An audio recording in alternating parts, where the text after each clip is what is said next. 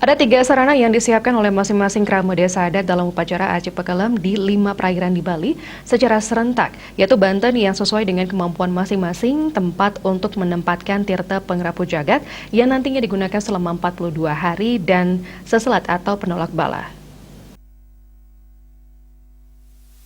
Menurut Penyarikan Agung Majelis Desa Adat Provinsi Bali Iketut Sumarte, Kramo Desa Adat diminta untuk menyiapkan sejumlah sarana agar pelaksanaan upacara yang memohon keselamatan dan segera berlalunya pandemi COVID-19 bisa berlangsung dengan baik.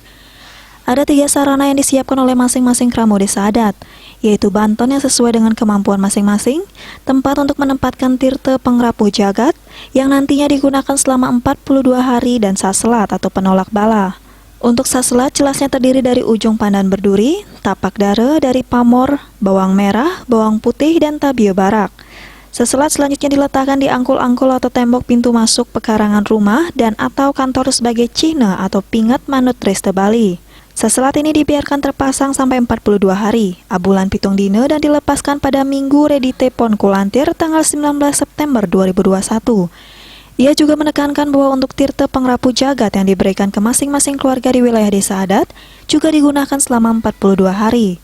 Apabila tirta sudah hampir habis, bisa diperbanyak lagi dengan tata cara matur piuning dengan sarana Banten atau canang sakasidan, mempersiapkan toyoning atau toyo anyar sukle dengan wadah yang juga sukle, dan menuangkan tirta pengrapu jagat ini ke dalam toyoning atau toyo anyar.